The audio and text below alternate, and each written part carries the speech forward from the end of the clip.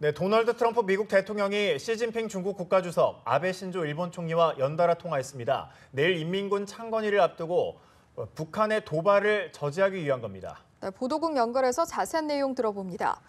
백나리 기자, 먼저 트럼프 대통령이 시 주석과 통화를 했는데 어떤 얘기를 나눴습니까? 네, 트럼프 대통령과 시진핑 중국 국가주석은 오늘 오전 전화 통화를 통해 북핵 문제를 논의하고 긴밀하게 소통하기로 했습니다. 중국 관영 CCTV는 두 정상의 전화 통화 소식을 전하면서 이렇게 보도했는데요.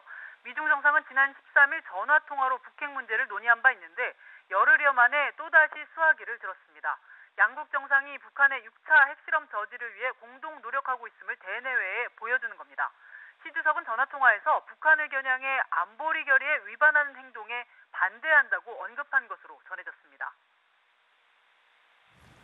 네, 앞서 트럼프 대통령은 아베 신조 일본 총리와도 전화 통화를 했죠. 트럼프 대통령이 중국, 일본 정상과 같은 날 연달아 통화하는 건 취임 후 처음이라는데 그만큼 지금 상황의 긴박성을 인지하고 있다는 뜻으로도 볼 수 있겠죠.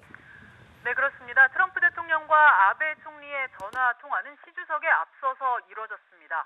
미일 정상은 핵과 미사일 개발을 계속하는 북한에 대해 도발을 자제할 것을 강력히 촉구했는데요. 아베 총리는 통화 이후 기자들에게 오늘 통화에서 북한의 도발 행동을 자제하도록 요구해 나가자는데 완전하게 의견을 일치했다고 말했습니다. 또 트럼프 대통령에게 모든 대북 선택지가 테이블 위에 있다는 것을 말과 행동으로 보여준 자세를 높이 평가한다고 말했다고 전했습니다.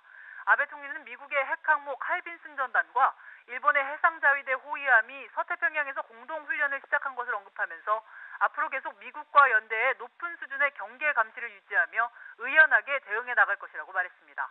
트럼프 대통령이 그동안 중국과 일본 정상과 따로 통화해서 북핵 문제를 논의한 적은 있지만 이렇게 같은 날 연달아 통화하는 건 취임 이후 처음입니다.